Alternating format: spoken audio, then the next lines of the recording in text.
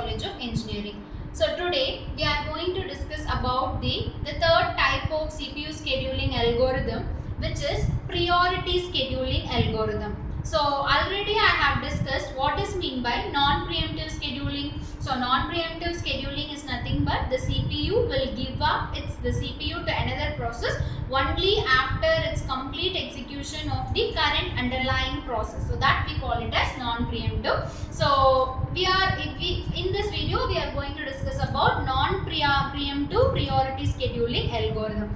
So here we have taken some 4 process, which is P0, P1, P2 and P3. So here I have given the burst time. So you all know what is meant by burst time. Burst time means the total time taken for executing a process on the CPU, which we call it as burst time. Here, apart from burst time, I had provided the priority for each job. So I had given some priority for each job. So we know that the lowest priority will have the highest priority end, which means the lowest number will denotes the highest priority, which means 1 means it is the highest priority, 2 comes the next highest priority, 3 comes and then it comes the 4. So clear it is lowest number will have the highest priority for executing the job. So as usual, first let us draw a Gantt chart for this process execution. So since it is a non-preemptive priority scheduling algorithm, I won't provide or doesn't provide the arrival time of the process. If it is a preemptive scheduling algorithm, we can go for arrival time. Okay, if the arrival time is mentioned on the problem, means it is understood that it is the preemptive scheduling algorithm. So since here there is no arrival time, it is non-preemptive scheduling, priority scheduling algorithm. So that means the arrival time of all the process will be 0. So in the non-preemptive, we can take that arrival time of all process or 0, which means at 0 millisecond itself all process will be on ready queue for its execution by the CPU. So the first process is P0. So first I have to take the priority, right? So here the highest priority will goes for which process? The highest priority will be given for P3. So at 0 time P3 will start execute. The burst time of P3 is 5.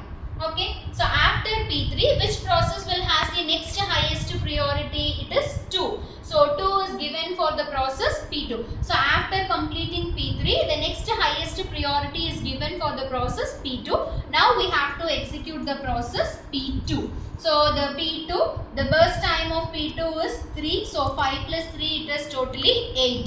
So after which job has or which process will have the next priority? It is 3. The priority 3 is given for the process P0. So the next CPU will start execute the process P0. The burst time of the P0 is 3. So 8 plus 3 is nothing but 11. So the last priority is given for the process P1. So the burst time of P1 is 1. So 11 plus 1 is 12. So totally 12 millisecond will be taken for executing the entire processes, which is nothing but P1, P2, P3 and P4. So this is the Gantt chart. So now what we have to calculate is, we have to calculate the turnaround time. So you know what is meant by turnaround time. Turnaround time means waiting time plus the burst time will give you the turnaround time. So since all the process will get, that means your turnaround time is nothing but completion time minus arrival time. So since it is a non-preemptive scheduling, arrival time of all process is considered as 0. So the completion time will be considered as the total turnaround time. So the completion of the process, completion time of the process P0 is 11. So the turnaround time of the process P0 is 11. And the P1 time, the completion time of the process P1, it is 12 millisecond. And the completion time of the process P2 is 8 millisecond. And the completion time of the process P3 is 5. So this is the total turnaround time of the 4 processes respectively. Next we have to calculate the waiting time. So waiting time directly we can calculate from this Gantt chart itself. So the waiting time of the process P3 is 0. So P3 it is 0. The waiting time of P2 is 5. Since it starts its execution at 5 millisecond, the waiting time of the P2 is 5.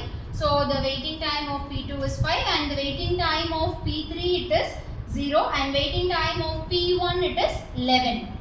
And the waiting time of P0 is nothing but 8. I hope you understand. So this is the waiting time of each 4 processes. So absolutely, then we have to calculate the average turnaround time. So average is 11 plus 12 is 23.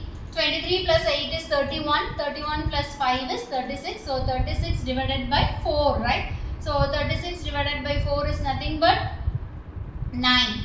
And the average waiting time is 19. 19 plus 5 is 24. So 24 divided by 4 is nothing but 6.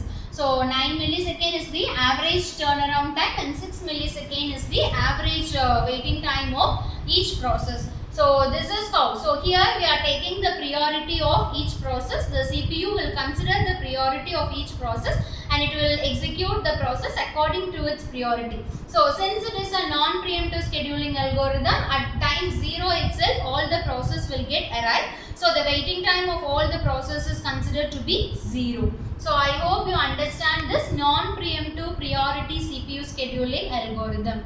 So if you have any doubts, comment to me. Thank you.